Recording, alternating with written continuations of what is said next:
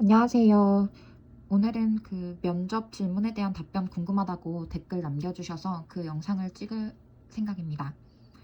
어, 지금 그 면접 답변을 어떻게 써야 할지 굉장히 고민이 많으실 텐데, 제가 한 가지 추천을 드리자면, 사기업 면접 준비할 때도 그랬고, 이번에 그 국무원 면접을 준비할 때도 전 똑같이 이 방법을 사용했는데요.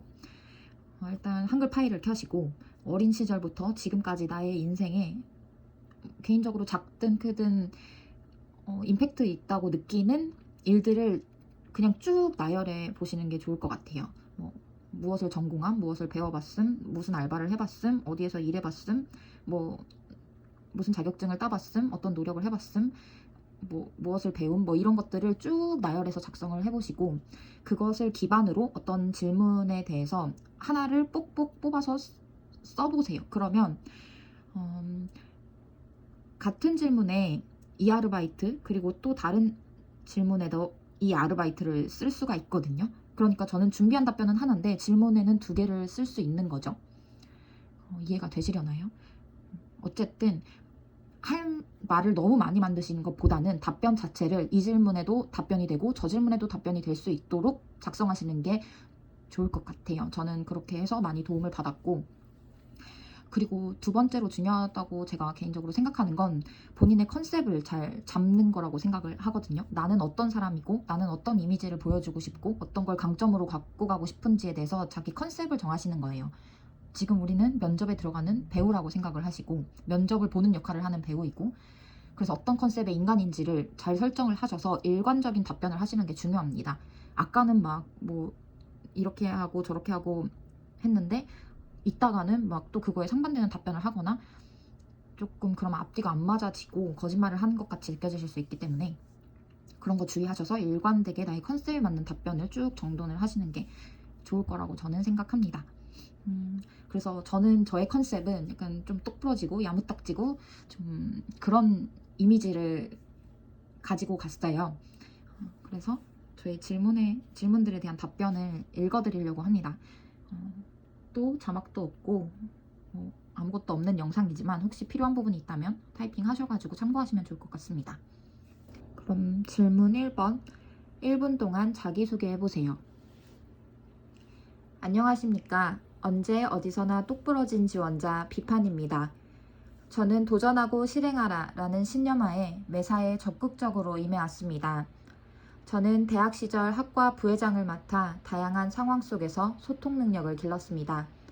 그리고 더 큰 세상에 도전하기 위해 2번의 인도 배낭여행을 다녀와 무엇 전공자로서 여행 일지를 직접 책으로 만들어 보았고, 도전하는 청년이라는 주제로 어떤 신문에 오르는 영광스러운 경험을 하였습니다. 지휘관님의 의도를 파악하는 통찰력과 그에 따라 도전하고 실행하는 능력, 그리고 함께 일하는 분들과의 소통 능력은 행정직 군무원으로서 꼭 갖춰야 할 역량이라고 생각합니다. 저의 이러한 경험들을 통해 확보한 역량을 바탕으로 늘 적극적으로 도전하고 실행하는 행정직 군무원이 되겠습니다.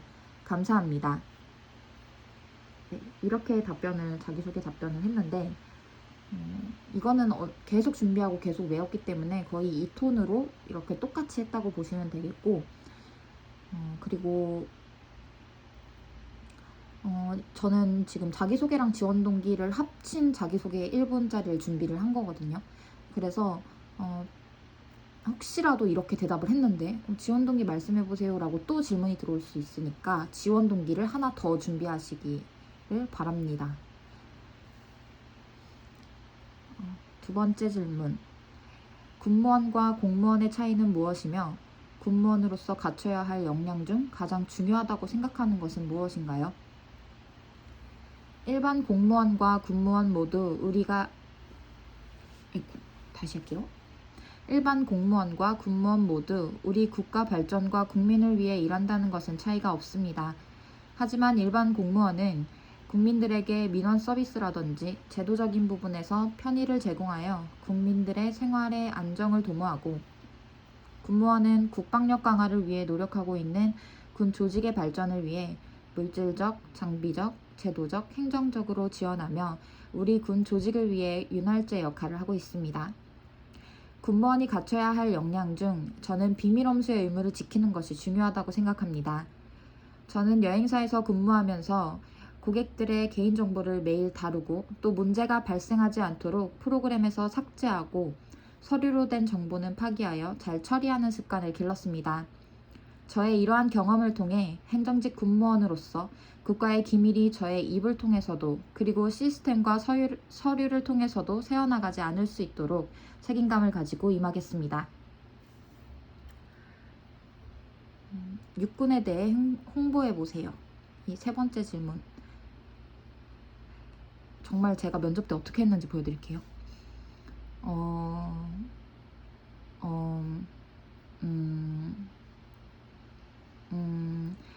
우리 육군은 미국 헌신, 상호 존중,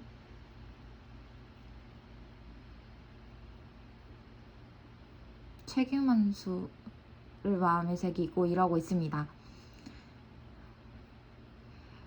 그리고 이번 홍수 때 피해를 입은 국민들을 위해 가장 먼저 앞장서서 국가를 위해 일했습니다. 저는 육군의 일원으로서 항상 국가를 위해 앞장서는 군무원이 되겠습니다. 제가 이렇게 대답을 했어요. 저 앞에 그때 진짜 그 정적은 정말 상상도 못하실 정말 최악의 시간이었는데 그래도 어쨌든 갑자기 번뜩 그 홍수 때 저희 여러분도 다 이제 준비하시겠지만 홈페이지 육군 홈페이지 다 들어가셔가지고 어떤 활동하는지 다 볼 수 있잖아요. 근데 그게 갑자기 생각이 난 거예요. 그 막 수해 복구 작전 나가가지고 하고 있는 모습이. 그래서 이렇게 말했는데 그래서 이걸 그래도 뒷말 덕분에 어떻게 잘 넘어가졌던 것 같아요. 네, 그리고 네 번째 질문. 살면서 힘들었던 경험이 있었나요? 인도는 우리나라와 문화 차이가 크기 때문에 그 문화를 이해하고 존중하며 그에 맞게 행동하는 것이 쉬운 일만은 아니었습니다. 하지만 상대방을 이해하고 다른 문화를 존중하는 것만으로도 상당수의 갈등이나 문제가 발생하지 않을 수 있다고 생각하였기 때문에 저는 밤 9시 이후에는 외출을 삼가고 짧은 하의는 입지 않았으며 왼손 사용을 자제하는 등 그들의 문화를 존중하기 위해 노력했습니다. 그 결과 그 어떤 불미스러운 일이나 갈등을 대면하지 않을 수 있었습니다. 이러한 저의 경험과 가치관을 통해 행정직 군무원으로서 동료와 문화를 이해하고 존중하며 조직에 잘 적응할 수 있을 것이라고 생각합니다. 이렇게 말을 했는데 군무원 이 질문을 하셨던 군무원 면접관님께서 굉장히 흐뭇한 미소를 지으셨습니다.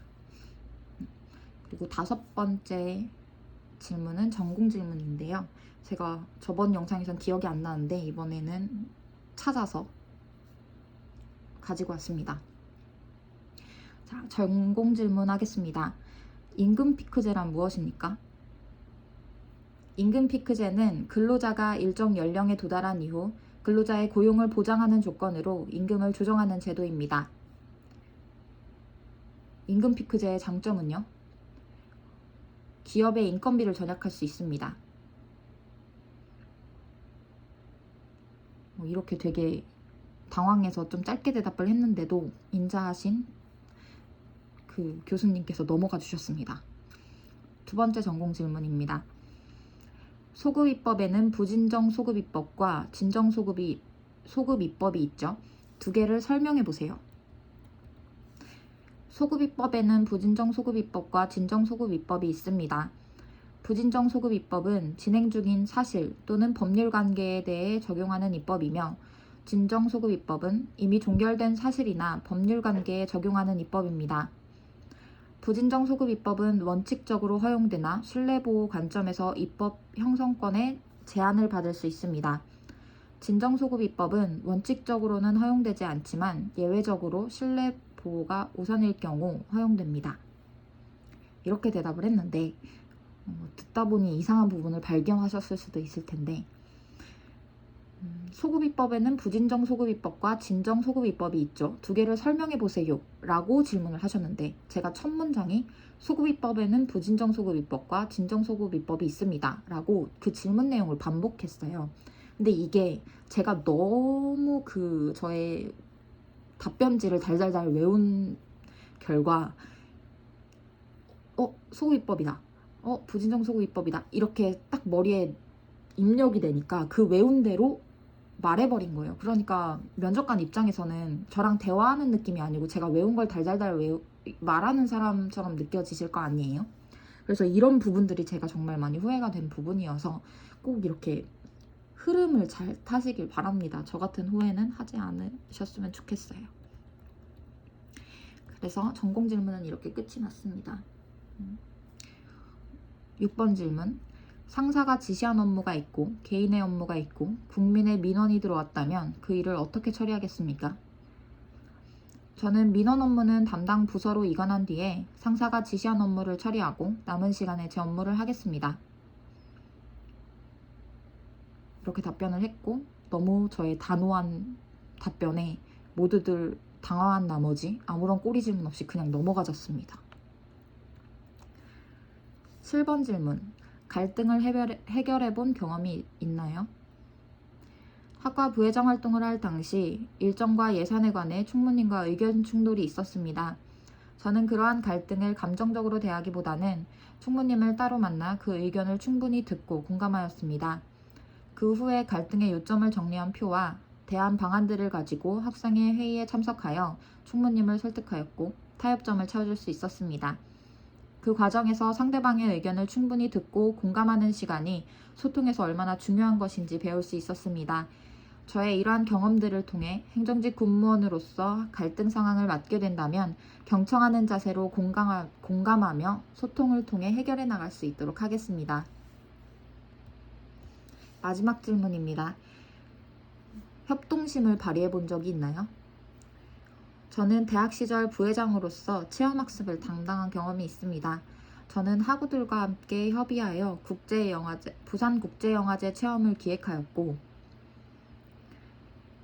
이렇게 대답하는 순간 이 주제와 맞지 않다는 걸 깨달아서 다른 답변을 가져와서 답변을 했습니다. 또한 인도에서 유학을 하며 축제 기간에 한국인 유학생들과 함께 파전을 만들어 펼며 한국 문화 홍보를 위해 힘써본 경험이 있습니다. 군무원이 되어서도 동료들과 함께 협동할 수 있도록 하겠습니다. 굉장히 당황해서 마지막을 이렇게 금마무리를 제가 하는 습관이 있거든요. 당황하면 그냥 금마무리하고 끊어버리는데 이게 여지없이 드러났습니다. 면접에서도. 어쨌든 이렇게 저의 면접은 끝이 났고 저번 영상에서도 말씀드린 것처럼 그렇게 인사를 드리고 밖으로 나왔습니다. 저의 답변이 정답은 당연히 아니고 뭐 잘한 답변이라고 할 수도 없고 그리고 전공도 아시는 거랑 다를 수도 있어요. 근데 정말 저는 그냥 이렇게 했습니다 라고 이야기를 친구한테 하듯이 영상을 찍은 거니까 너무 이렇게 맞다 아니다에 이렇게 치중하시기보다는 그냥 이런 식으로 사람들은 대답을 하는구나, 어떤 사람은 이런 식으로 대답을 하는구나 라고 참고용으로만 들어주셨으면 좋겠습니다. 오늘 영상은 여기까지 찍겠습니다. 혹시 또 궁금한 사항 있으시면 댓글에 남겨주세요. 감사합니다.